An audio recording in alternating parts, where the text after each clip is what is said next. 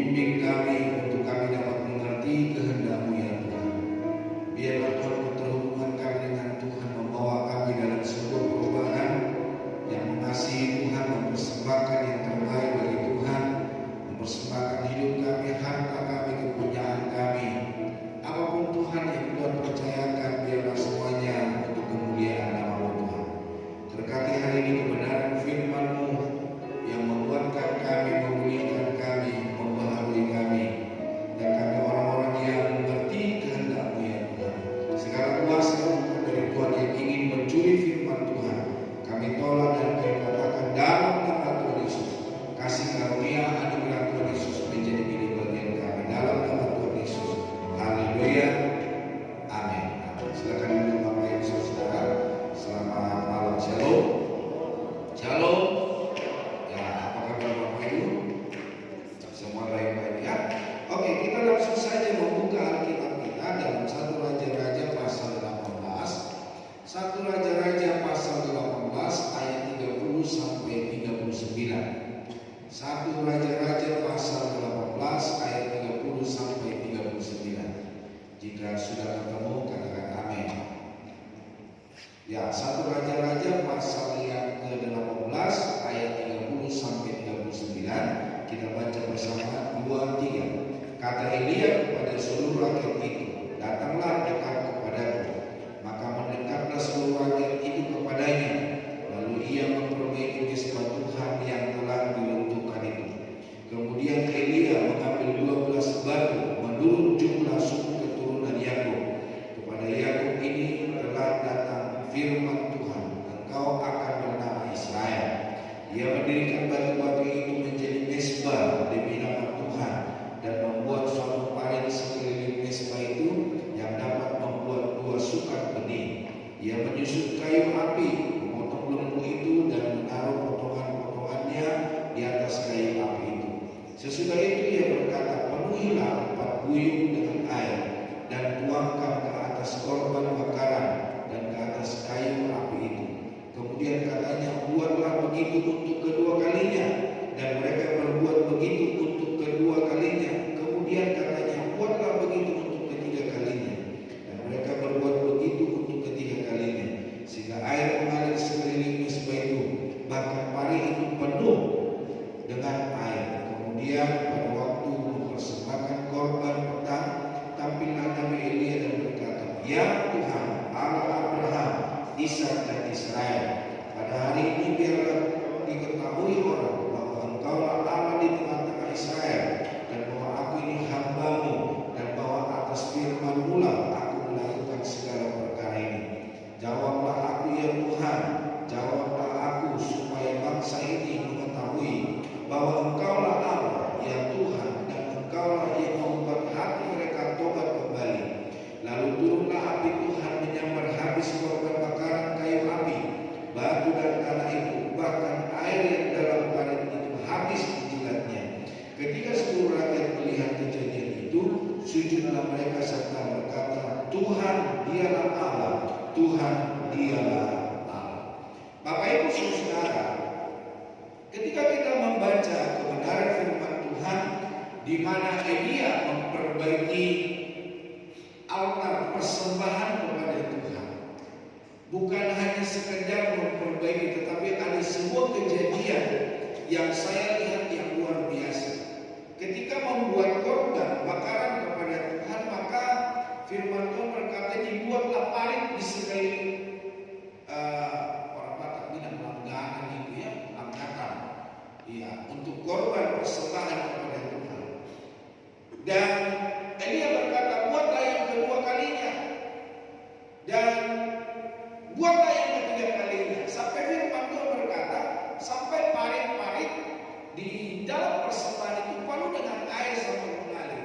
Namun yang saya heran Bapak Saudara, ketika Tuhan bekerja, ketika Tuhan ada di tempat itu, maka bukan hanya Tuhan menghabiskan korban yang disediakan oleh Elia, tetapi air-air yang di sekeliling altar itu dihabiskan oleh api Tuhan. Jadi di sini kita melihat setelah Elia memperbaiki altar persembahan itu, maka Tuhan hadir.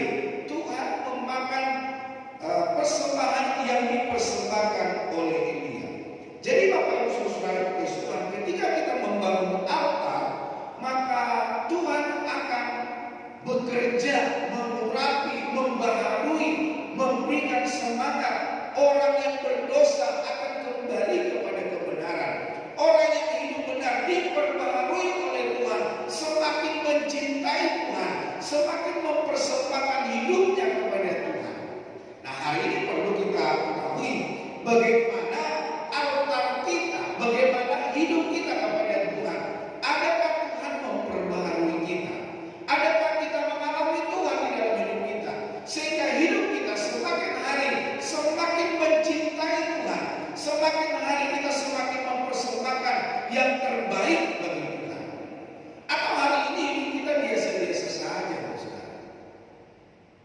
hidup kita ya nggak beda dengan yang kemarin. Mungkin hari ini lebih buruk. Nah, Bapak Ibu Saudara, membangun altar adalah kunci menuju revival, menyiapkan kediaman bagi kemuliaan Tuhan di tengah-tengah generasi. Jadi Bapak Ibu Saudara kasih Tuhan, bagaimana kita hari ini membangun altar di dalam hidup kita, itu akan menjadi teladan, itu akan menjadi panutan, itu akan menjadi kesaksian bagi keturunan kita. Jadi Bapak Ibu Saudara kasih Tuhan, pastikan kalau hari ini kita mengasihi Tuhan, kalau hari ini kita mempersembahkan hidup kita kepada Tuhan, pastikan Bapak Ibu Saudara kasih Tuhan bahwa anak keturunan kita mereka juga mengalami Tuhan. Keturunan kita juga mereka melayani Tuhan. Keturunan kita juga mereka mempersembahkan hidupnya yang terbaik bagi Tuhan. Nah, di dalam Mazmur 132 ayat yang ketiga, boleh kita baca, ada di multimedia.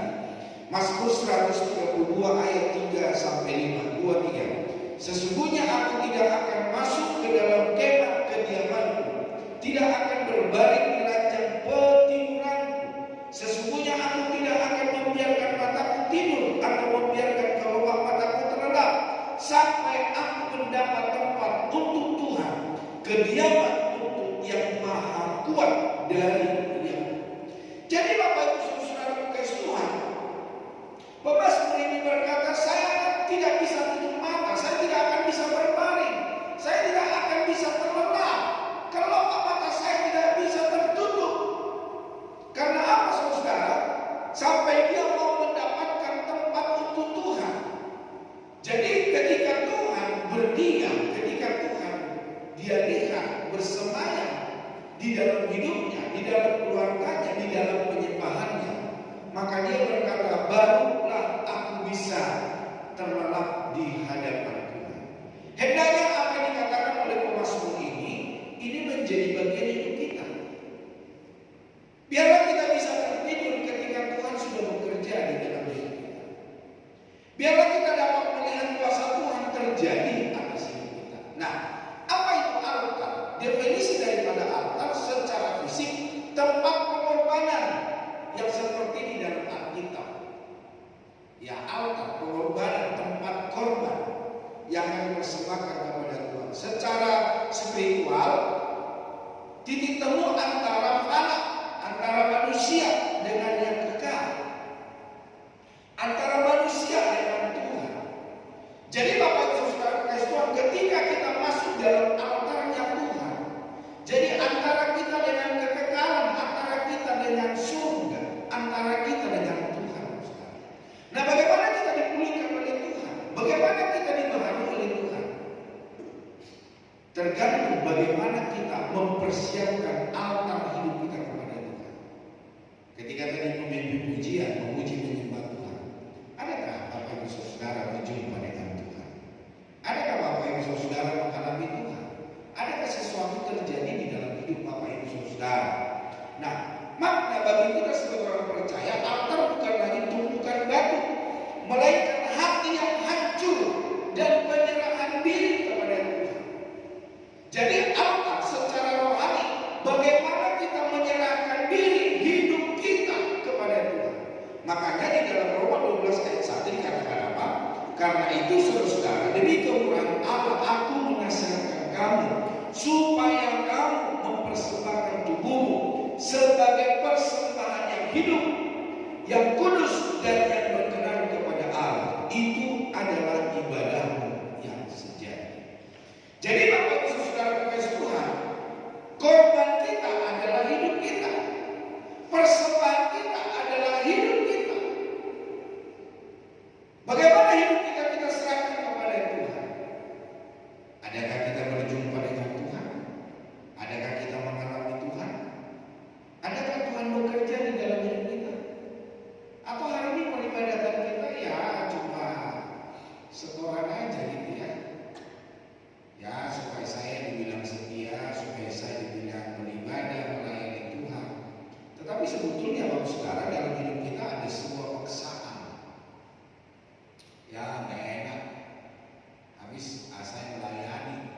Jangan sampai ada Bapak Saudara terjadi di dalam hidup kita.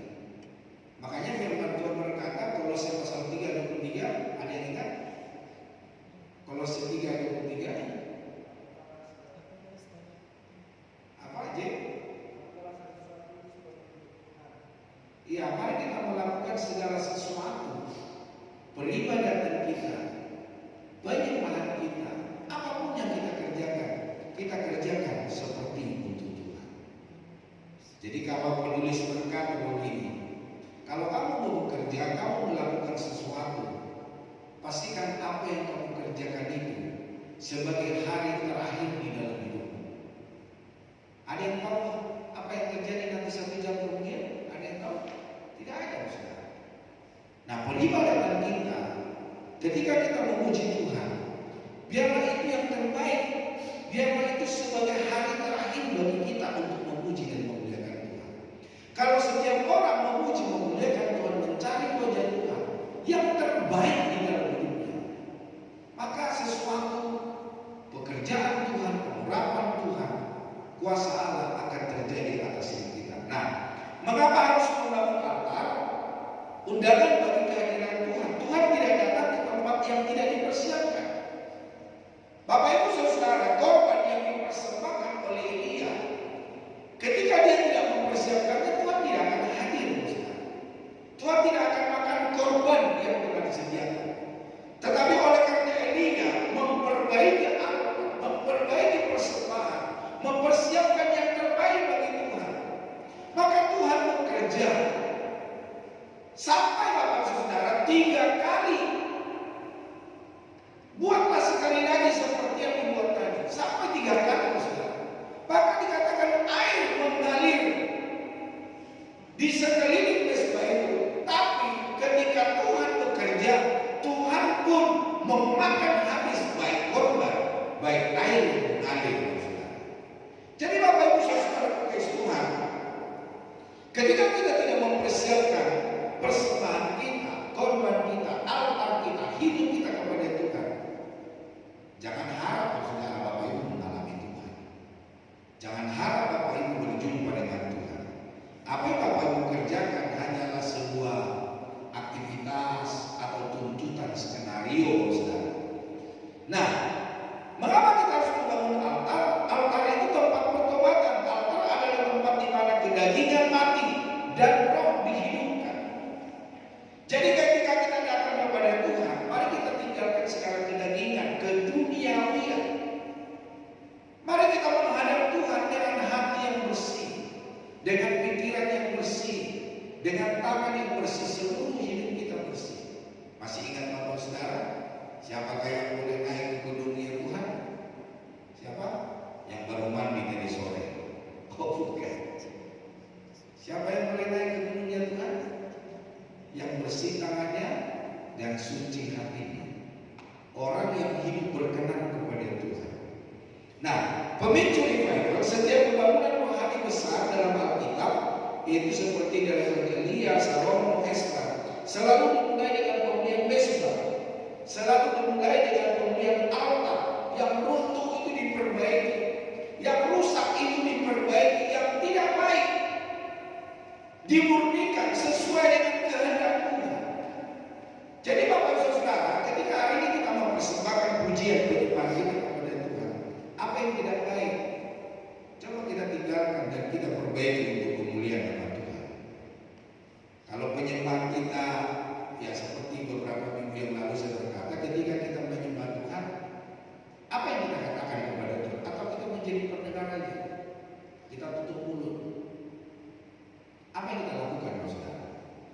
Bersyukur buat kebaikan Tuhan, bersyukur buat suami, bersyukur buat istri, bersyukur kalau kita masih bisa makan, bersyukur kalau kita masih bisa bekerja, bersyukur buat anak-anak, bersyukur buat gereja, bersyukur buat hamba Tuhan, bersyukur buat pemeliharaan Tuhan. Jadi ada banyak untuk kita memuliakan Tuhan di dalam hidup kita. Jadi tidak ada waktu bagi kita untuk berdiam.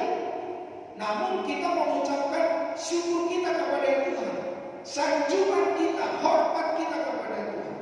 Terima kasih Tuhan untuk anugerah dan kebaikan-Mu. Engkau masih pelihara aku hari ini. Engkau Tuhan menyertai hidup. Jadi Bapak Ibu Saudara, kalau Bapak Ibu datang ke gereja atau di rumah memuji menyembah Tuhan, jangan menjadi pendengar yang setia. Tapi marilah mulai berkata-kata, marilah mulai mengerang kepada Tuhan, berseru kepada Tuhan. Sampai sini Bapak Ibu bisa mengerti.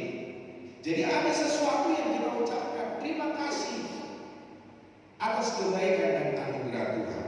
Nah, Bapak Ibu saudara kasih Tuhan, belajar dari Alkitab Elia di dalam 1 Raja-Raja 18 ayat 30 sampai 39, yaitu memperbaiki mezbah yang runtuh, yang artinya sebelum api turun, Elia memperbaiki mezbah.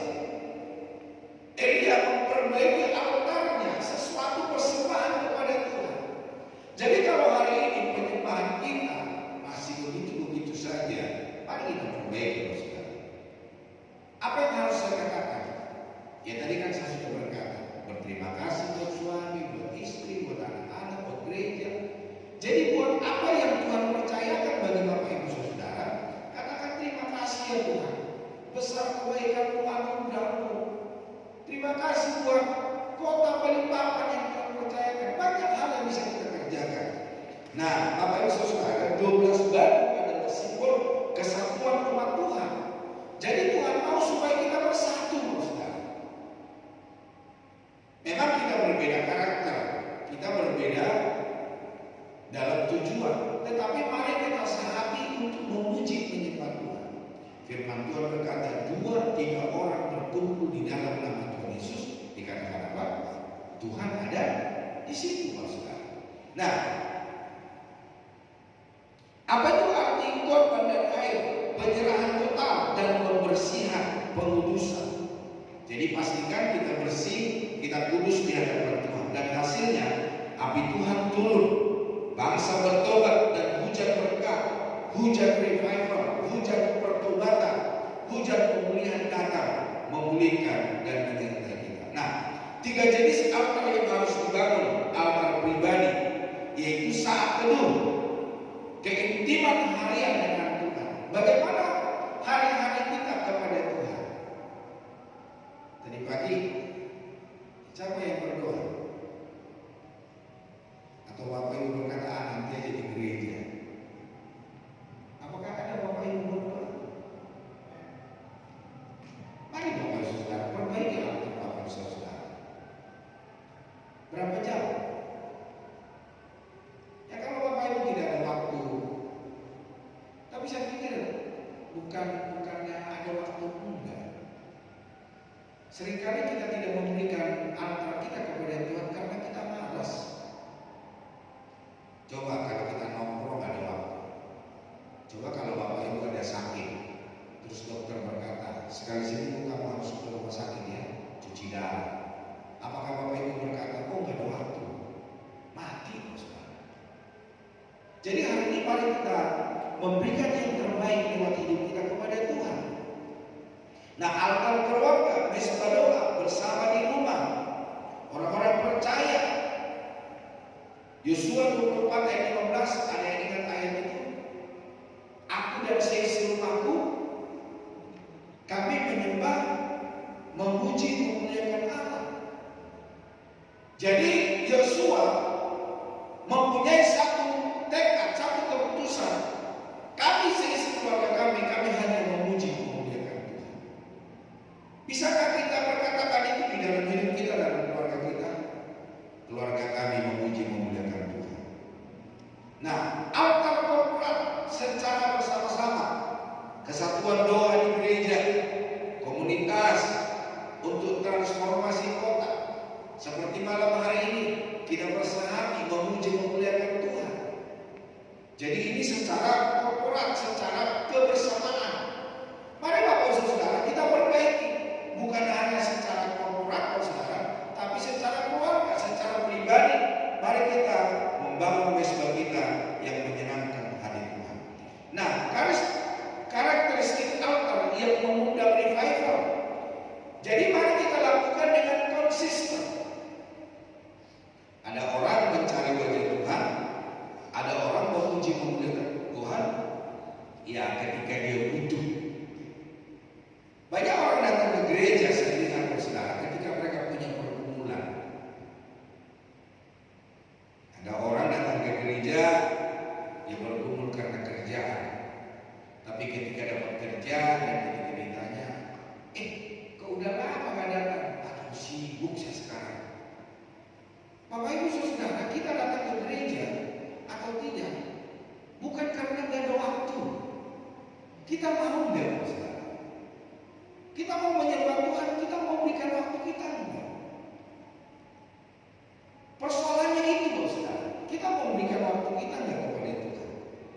Jadi ada nggak konsistensi yang kita berikan kepada Tuhan? Api di atas vespa harus tetap menyala, tidak boleh padam. Masih ingat gadis bodoh dan gadis bijaksana? Siapa yang bisa masuk berjumpa dengan Tuhan?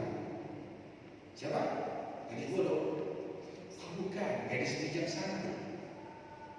Yang apinya tetap menyala. Kenapa apinya tetap menyala?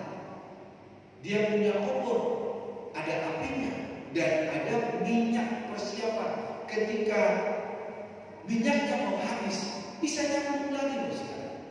Jadi Bapak Ibu Saudara, mari pujian penyembahan kita tetap terjadi. Nah, Bapak Ibu Saudara kasih Tuhan, karakteristik altar yang mengundang revival ya perlu ada kekudusan. Tanpa kekudusan tidak ada otoritas Allah. Tanpa kekudusan tidak ada seorang pun yang dapat melihat Tuhan. Tanpa kekudusan kita tidak melihat pertolongan Tuhan dalam hidup kita. Jadi Bapak Ibu Saudara kasih Tuhan, marilah kita seperti ini katakan oleh firman Tuhan, kuduslah kamu sebab aku kudus. Tapi jangan lupa saudara, di dalam itu semua perlu ada sebuah kerendahan hati. Bilang dulu kepada diri saudara, ayo rendah hati. Tidak menjadi sombong, tidak menjadi angkuh, tidak menjadi egois saudara.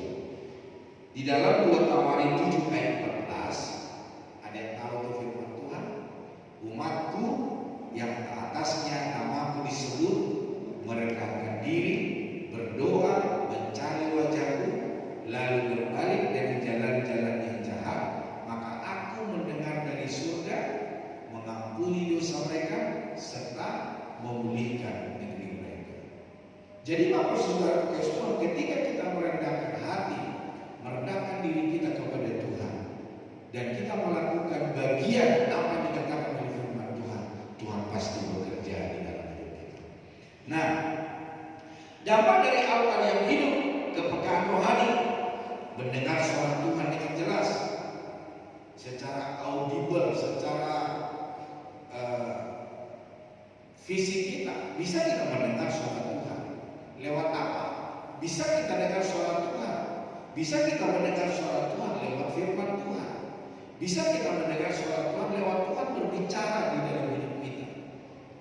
Nah, otoritas rohani, kuasa untuk mematahkan belenggu kegelapan. Bagaimana kita? Masih adakah kita terikat dengan dosa? Masih adakah kita terikat dengan kuasa kegelapan? Masih adakah kita terikat dengan dunia ini? Ketika kita ada di luar gereja, apa yang mengikat kita? Apa yang menguasai kita, saudara? Apa yang menguasai hidup kita? Apa yang membuat kita tidak berubah di hadapan Tuhan? Masih suka apa nonton film porno? Apa yang Bapak Ibu simpan di handphone Bapak Ibu Saudara? Ketika saya ada di Seko, saudara, tahu Seko? Bukan di Amerika Serikat. Itu Seko itu di Sulawesi, saudara.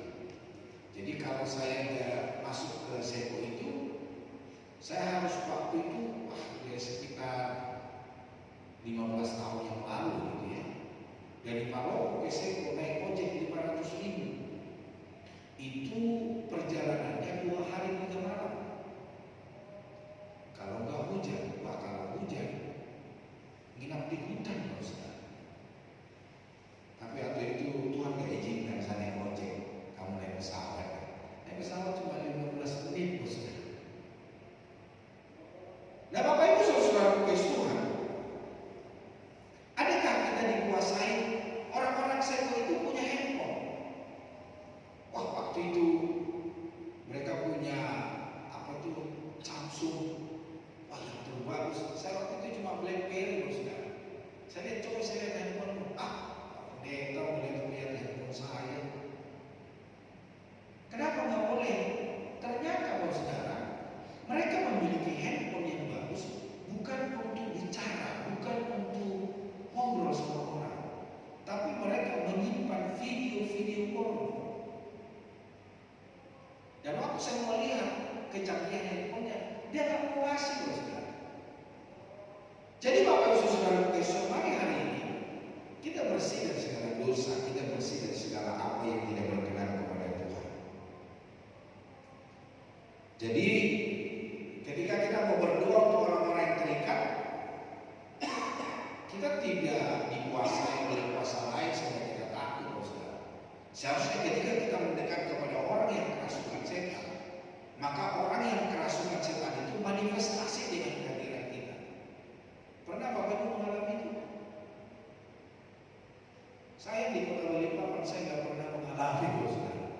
Tapi waktu saya di Jakarta, saudara, jam 12 malam saya dibangunin, Pak Pendeta, tolong doain adik ipar saya. Saya ke rumahnya, saudara. Bapak Ibu tahu, saya masih jauh. Dia berkata, jangan mendekat, jangan mendekat. Panas, panas. Saya semakin mendekat, saudara. Semakin saya mendekat, semakin dia teriak. Semakin saya mendekat, semakin dia manifestasi, saudara. Ketika saya mau menumpangkan tangan, dia terguling-guling. Jadi Bapak Ibu saudara, nggak usah takut dengan orang yang kerasukan setan. Jangan sampai orang saudara bilang, saya nanti saya panggil dulu Bapak Pendeta ya. Bapak Ibu juga memiliki kuasa. Yohanes pasal 1 ayat yang ke-12 kalau saya tidak salah. Benar tak Bu Susi? Yohanes pasal 1 12. Di situ dikatakan orang yang menerima Kristus diberikan kuasa. Jadi kita ini diberikan kuasa untuk apa? Mengusir setan.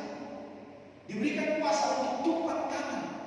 Diberikan kuasa untuk melepaskan orang dari keterikatan. Jadi tidak usah takut menghadapi orang kerasukan setan. Tapi jangan macam-macam. Kalau Bapak Ibu masih hidup dalam dosa, jangan sekali-sekali menghadap terhadap orang yang kerasukan setan.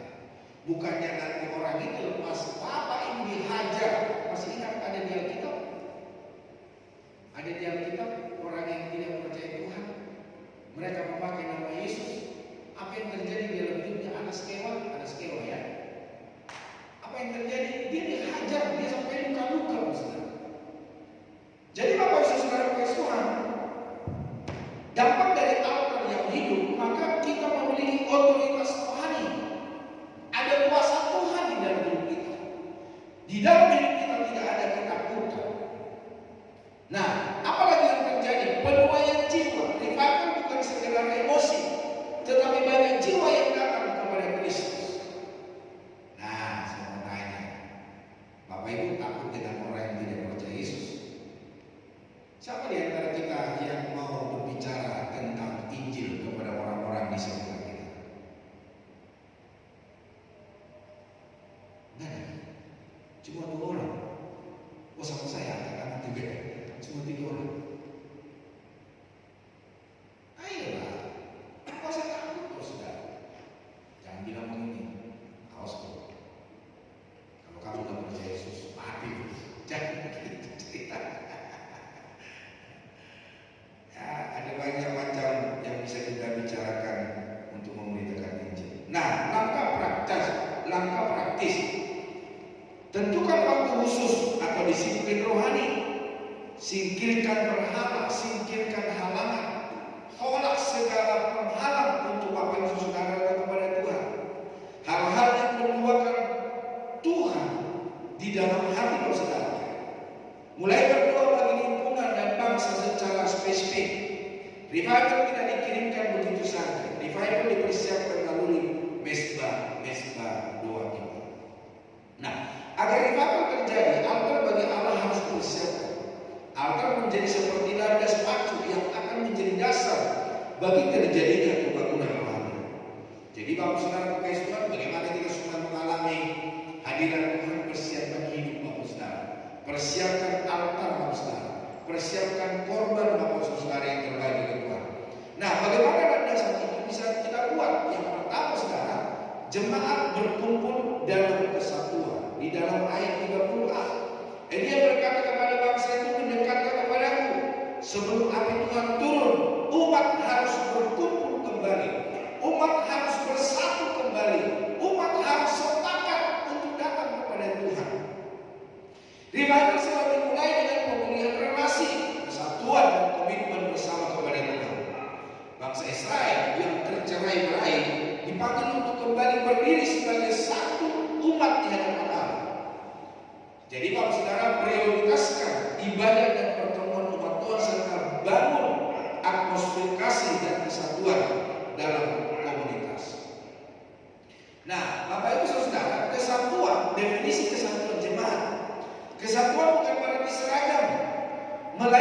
harmoni dalam keberagaman. Ya kan? Kita berbeda-beda suku, betul? Kita berbeda pegangan pekerjaan. Tetapi hari ini di tempat ini kita buang segala perbedaan dan kita sehati memuji menyembah Tuhan. Nah, dasar kesatuan yaitu Tritunggal Allah Bapa, Putra, dan Roh Kudus.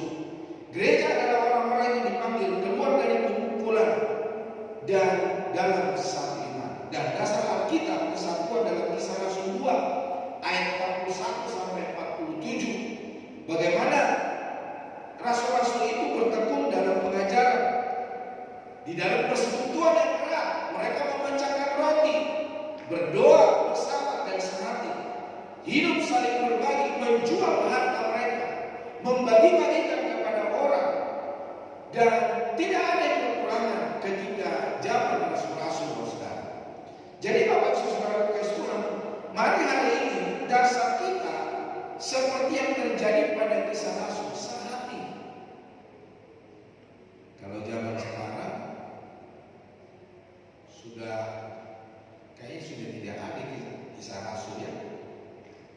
Waktu saya sekolah Alkitab, maka kalau ada makanan yang dimasuk di kulkas, kalau ada makanan di kulkas berarti makanan bersama.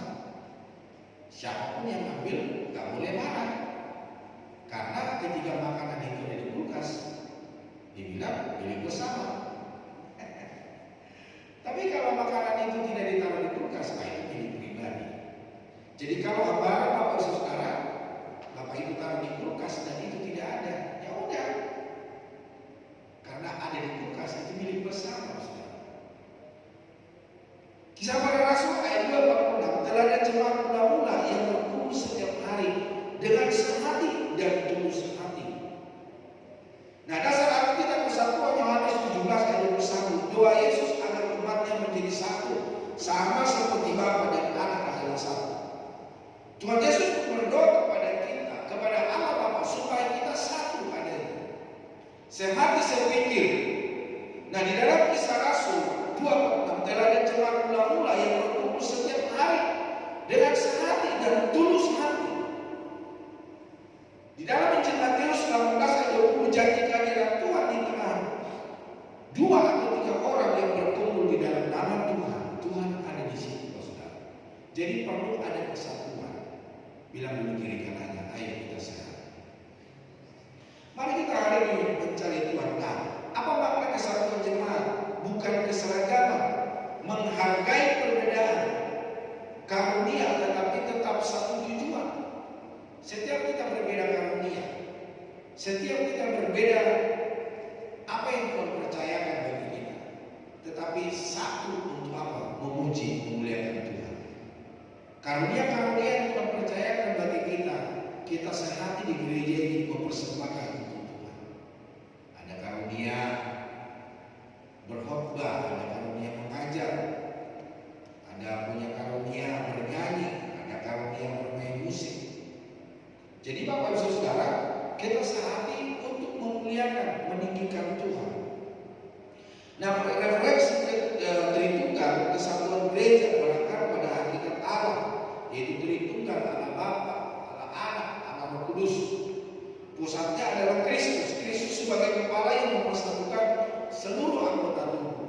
Kristuslah yang menjadi kepala kita, dan kita ini adalah tubuhnya. Kita dapat melakukan apa yang Tuhan mau kerjakan di dalam hidup kita. Nah, kenapa kesatuan itu penting? Ya tentu itu karena perintah Yesus Kristus. Doa Yesus agar jemaat menjadi satu dalam Yohanes 17 ayat 21. Kesatuan itu penting karena itu adalah kekuatan bersama. Jemaat lebih efektif dalam pelayanan dan pemberitaan Injil. Nah, misalnya kita berbicara tentang menyapu. Kalau kita nyapu halaman dengan sebatang lidi, tentu ya mungkin bisa seminggu ya nggak selesai. Tapi coba dengan 100 biji lidi, kalau 130 lidi aja kita ikat, kita nyapu, sangat enak dan cepat. Jadi kesatuan itu sangat penting. Ada kekuatannya, ada kekuatan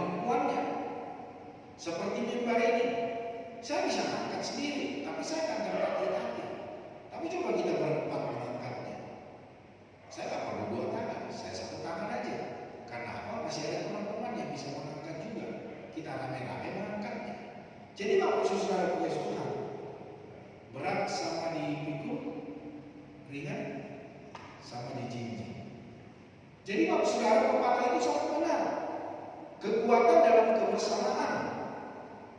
Apalagi menjadi saksi bagi dunia. Dunia mengenal kasih Kristus melalui persatuan kita. Jadi orang berkata, enak juga ya di gereja ya. Mereka sehati loh, mereka sepikir. Coba Bapak Ibu ketika kita membangun, mempersembahkan atau membagi sembako saudara. Orang dunia berkata, uangnya dari mana? Tapi karena kita sehati, seberapapun yang Tuhan percayakan bagi hidup kita, kita mempersembahkan, maka akan terjadi sembako murah, saudara. Jadi Bapak Ibu Saudara kasih Tuhan, dunia mengenal kasih Kristus melalui persatuan kita. Nah, di dalam kesatuan kita, maka Tuhan hadir di dalamnya. Di mana 2-3 orang berkumpul, dalamnya Tuhan hadir di tengah-tengah mereka. Nah, cara membangun kesatuan di tahun 2026 bertekun dalam pengajaran, setia mendengar dan melakukan firman Tuhan secara bersama. Yang kedua, saling memperdulikan. Tidak hanya menjadi konsumen rohani, tetapi kontributor yang saling mendukung, mempersembahkan, memberikan kekuatan, memberikan semangat, memberikan damai dan sukacita, menghibur orang, apalagi saudara, mengampuni dan kerendahan hati, yaitu menyelesaikan perselisihan dengan kasih dan menjauhkan diri dari pertikaian. Saya bersyukur saudara kalau hari ini kita sehati sepikir melayani Tuhan, tidak ada perpecahan. Kalau zaman-zaman dulu saudara, banyak saya mendengar orang setelah pulang gereja ribut, jambak-jambakan saudara. Tapi hari ini doa saya dan kerinduan saya tidak ada di dalam hidup kita, karena kita sehati sepikir, satu jiwa melayani Tuhan. Nah, Bapak Ibu Saudara kasih Tuhan, tujuan kesatuan jemaat agar dunia percaya kepada kasih Allah melalui kesaksian hidup jemaat, mencapai kedewasaan rohani yang utuh sebagai tubuh Kristus, apalagi komitmen untuk terus bersekutu di dalam komunitas sebagai gaya hidup dari murid Yesus. Jadi kalau kita berkumpul, kalau kita ada di dalam sebuah persekutuan, ngopi bersama, itu adalah kesatuan dari Kristus. Makan jagung bersama, makan kacang rebus bersama, makan kue, itu adalah termasuk kesatuan, saudara. Maka saya suka mendengar hamba-hamba Tuhan yang setelah khotbah, dia berkata begini, enak juga ya, gerejanya sehati ya. Belum tahu dia. Maka kita yang mau sehati, amin saudara. Yang kita mau sepikir satu tujuan, ayo kita kerjakan kesehatan. Maka kesehatan kita bukan hanya terkenal di antara kita, tapi orang baru yang melihatnya, mereka akan terpengaruh, mereka akan berkata, enak juga ya gereja ini bersahabat. Memang ada orang-orang yang menarik diri, ada orang-orang yang tidak suka, tetapi apa yang telah kita jalin itu adalah apa yang dikatakan oleh firman Tuhan. Nah, hambatan kesatuan egoisme, mementingkan diri sendiri. Kenapa tidak bisa sehati sepikir, memiliki kepahitan? Akar pahit ada di dalam hidupnya. Dia marah, memfitnah orang. Apa yang tidak pernah dilakukan oleh orang lain itu dilakukan. Apalagi ada perpecahan, ada kubu-kubu dalam jemaat. Saya sedih kalau saudara, beberapa tahun kemudian gitu ya, saya ada di gereja ini. Ada orang berkata begini, ayo kita orang lama pergi, biarkan aja orang-orang baru jadi mau pergi. Jadi ada kubu-kubu saudara. Tapi hari ini antara kita tidak ada kubu ya. Kita sehati sepikir melayani Tuhan. Saya berterima kasih untuk Bapak Ibu Saudara sudah datang jam 9 pagi, datang juga jam 7 malam. Saya berterima kasih kepada saudara. Istri saya pun sampai bingung. Dikasih makan, nanti kemalaman pulang. Gak dikasih makan. Kasihan, ada yang bilang sudah makan. Udahlah saya bungkus saja katanya. Jadi biarpun Bapak Ibu saudara sudah makan di rumah, Ibu Gembala itu masih tetap berusaha memberikan Bapak Ibu saudara makan. Karena apa? Tidak ada sesuatu yang dapat kami persembahkan kepada Bapak saudara selain hanya memperhatikan Bapak Ibu dapat makan. Mau dibawa pulang juga tidak apa-apa saudara.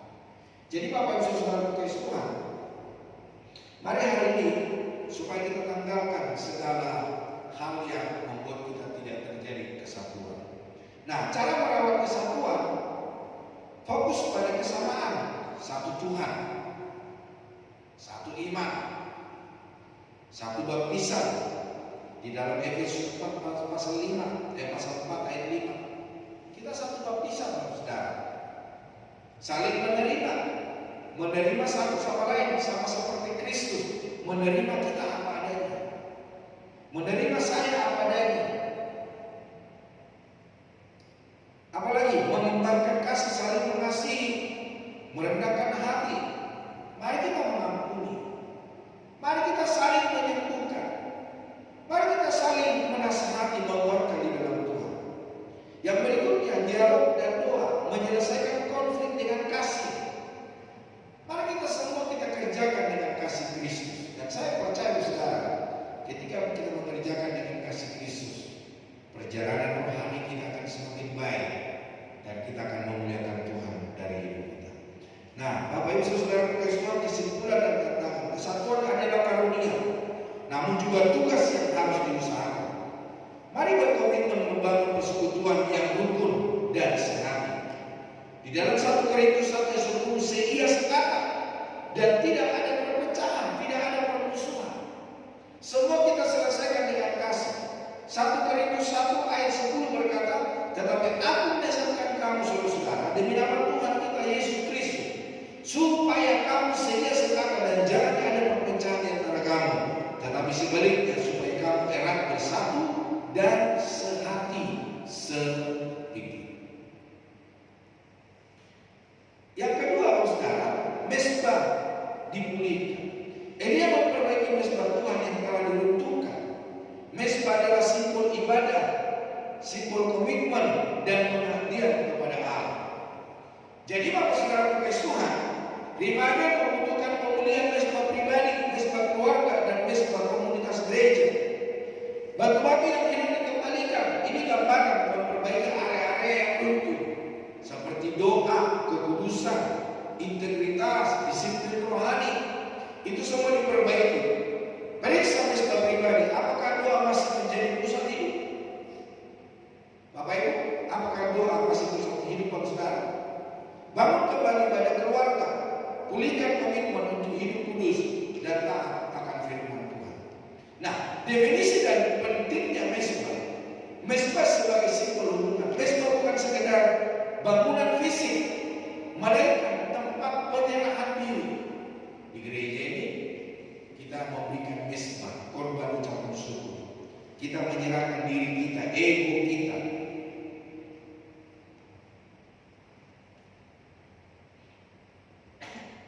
Mesbah bukan sekedar bangunan fisik, melainkan tempat penyerahan diri, penyembahan dan doa di hadapan Tuhan. Mesbah keluarga merupakan persekutuan kecil di rumah, di mana seluruh anggota keluarga beribadah bersama untuk mengenal kehendaknya secara lebih mendalam.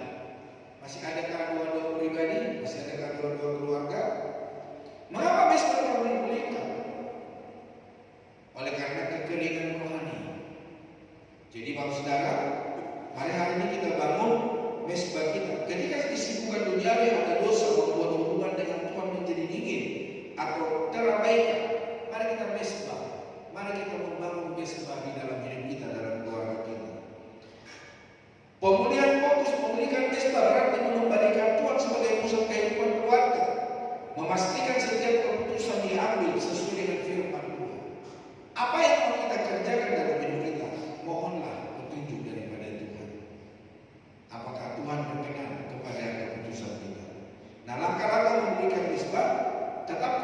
dan tempat, miliki disiplin waktu yang konsisten, dan tempat yang tenang untuk beribadah.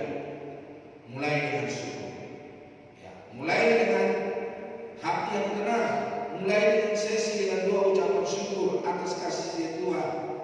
Yang berikutnya, mari kita membaca firman Tuhan, merenungkan firman Tuhan, mempelajari isi Alkitab secara bersama untuk mendapat petunjuk hidup.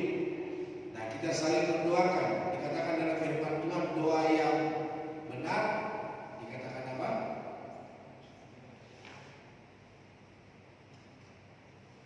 Dikatakan apa? Doa yang dijawab didengar oleh Tuhan. Ketika kita saling mendoakan,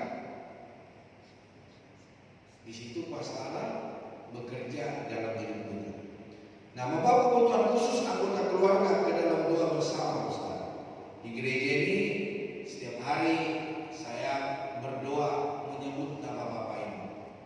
Jadi tidak ada di antara kita hari ini yang tidak disebut nama. Setiap hari membawa namamu kepada Tuhan, memberkati pekerja, usaha, memberkati anak sekolah. Tuhan tolong dan Tuhan bela. Percayalah saudara, setiap hari namamu disebut di hadapan Tuhan. Nah, yang terakhir, api Tuhan dinyatakan setelah Mezbah dipulihkan, api Tuhan turun. Ini tanda bahwa Tuhan berkenan. Api melambangkan kuasa, pemurnian, dan pembaharuan ilahi. Nah, api Tuhan dinyatakan artinya memahami kehadiran, penyucian, dan kuasa Tuhan. Di dalam Ibrani 12 ayat 29 dikatakan, sebab Allah kita adalah api yang menghanguskan. Dia api yang memperbarui kita. Api itu api Tuhan. Apa itu api Tuhan? Api dalam Alkitab sering melambangkan kehadiran Allah atau disebut dengan teofani. Bukan sekedar api fisik, melainkan penyataan kemuliaan, kekudusan, dan kuasa Tuhan. Api Tuhan menyala dari surga, bukan manusia yang menyalakan, tapi Tuhan hadir di tengah-tengah kita. Tuhan yang menyapa kita, Tuhan yang menjamah kita, Tuhan yang memulihkan kita. Nah, pernyataan api Tuhan dalam Alkitab di dalam Perjanjian Lama, kita dapat dilihat di sana dalam Keluaran 3, semak berapi. Tuhan bilang apa kepada Musa? Tempat yang kau injak itu adalah kudus. Lepaskan kasutmu. Tuhan hadir dalam semak yang menyala tapi tidak dimakan api. Jadi kekudusan dan kehadiran Tuhan. Tiang api Keluaran 13 ayat 1 yang menuntut bangsa Israel di malam hari, memberi terang dan perlindungan. Tiang awan yang menyertai bangsa Israel ketika mereka keluar dari Mesir. Nah, api di atas pesta di dalam Imamat 9 ayat 24, api yang turun dari Tuhan untuk membakar korban persembahan, yang artinya Tuhan menerima kita, Tuhan menerima peribadatan kita, Tuhan yang mendengar doa kita, Tuhan yang mau berdiam di dalam pujian penyembahan yang kita naikkan kepada Tuhan. Nah, penyertaan api Tuhan di dalam Perjanjian Baru yaitu Pentakosta di dalam Kisah Rasul 2 ayat yang ketiga. Lidah-lidah api hinggap di atas para murid. Apa itu maknanya? Roh Kudus sebagai api yang memberikan semangat, memberikan gairah dan keberanian untuk bersaksi, saudara. Nah, sedangkan baptisan api, Matius 3:11, Yesus membaptis dengan Roh Kudus dan api. Jadi api itu adalah pemurnian, pengudusan, membuat kita manusia-manusia yang murni, yang berkenan kepada Tuhan. Jadi Bapak Ibu Saudara Tuhan, pastikan api Tuhan menyapa kita, menyucikan, menguduskan kita. Nah, fungsi api Tuhan dalam kehidupan orang percaya yaitu penyucian, membakar dosa, membakar kenajisan, hal-hal yang tidak berkenan kepada Tuhan, dihapuskannya, kita dikuduskannya di hadapan Tuhan. Nah, pengudusan memisahkan umat Tuhan dari cara hidup duniawi. Makanya kan ada banyak, bagaimana, apa yang kau alami? Aduh, sekarang Tuhan berikan kemenangan bagi saya. Kalau saya tadinya penzina, Tuhan jatah saya, dan sekarang Tuhan sudah lepaskan. Kalau tadinya saya menjudi, sekarang Tuhan sudah lepaskan saya. Kalau tadinya saya merokok, sekarang sudah tidak lagi. Tuhan sudah lepaskan saya. Jadi kalau ada dosa-dosa yang Bapak Ibu bisa lepaskan, bukan karena kuatmu, bukan karena kegagalan, tapi ada api Tuhan yang membebaskanmu dari segala kuasa-kuasa sejarah.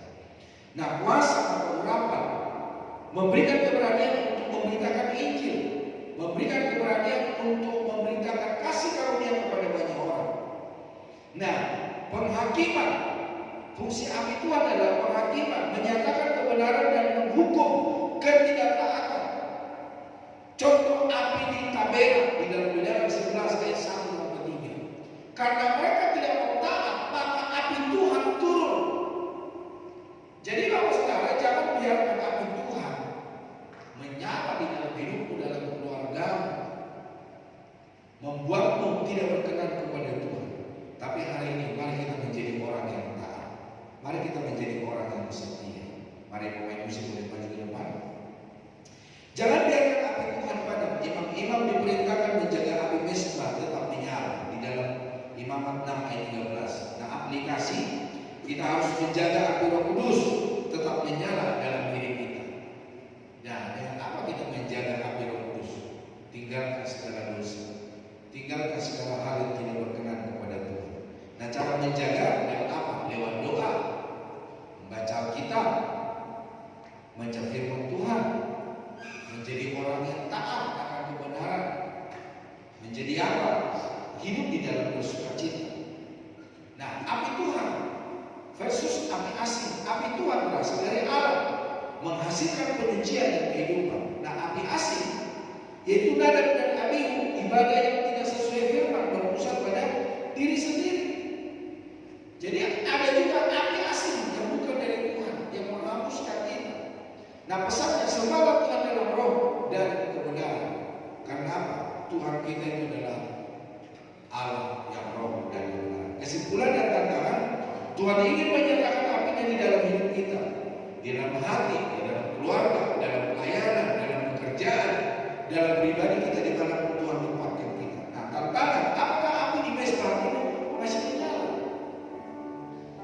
Apakah api Tuhan masih menyala dalam hidupmu?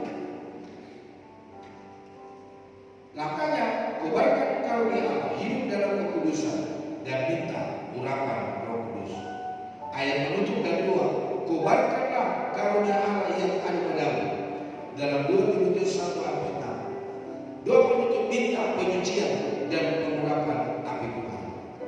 Jadi Bapak Saudara, biarlah Roh Kudus Tuhan yang membuat kita berubah, bertobat, berjalan sesuai dengan kehendak Tuhan. Revival terjadi ketika Tuhan mengirimkan apinya ke atas umat yang siap dipakai. Nah, respon umat Tuhan, dialah Allah. Revival sejati mengembalikan fokus kepada Allah saja. Berdoalah agar Tuhan mengirimkan apinya. Api kerinduan, kekulusan, dan kesembuhan. Biar kiranya Tuhan mempersiapkan kita untuk kita dapat bertumbuh dan kita hidup di dalam api Roh Kudus. Tuhan Yesus memberkati. Mari kita datang kepada Tuhan. Haleluya. Biarlah Tuhan kami dapat membangun mesbah di dalam hidup kami secara pribadi, di dalam keluarga, di dalam komunitas kami. Biarlah revival itu terjadi oleh karena kesatuan hati kami. Dan biarlah Roh Kudus-Mu yang memulihkan kami, sehingga kami dapat melihat kemuliaan Tuhan. Berkati seluruh umat-Mu, usaha pekerjaan, apa yang menjadi doa, apa yang menjadi harapan umat-Mu, Tuhan tolong dan Tuhan bela. Biarlah kasih karunia-Mu yang melanjutkan atas hidup kami. Memberkati para pria, memberkati para wanita yang sakit berjalan dan disembuhkan, yang bergumul dengan keluarga untuk keturunan, Tuhan tolong. Yang bergumul buat pasangan hidup, Tuhan tolong. Dalam nama Tuhan Yesus, yang bergumul dalam pekerjaan, yang bergumul dalam sekolah, biarlah Kau berkati di dalam nama Tuhan Yesus. Terima kasih ya Tuhan, kami bersyukur di dalam nama Yesus Kristus. Haleluya.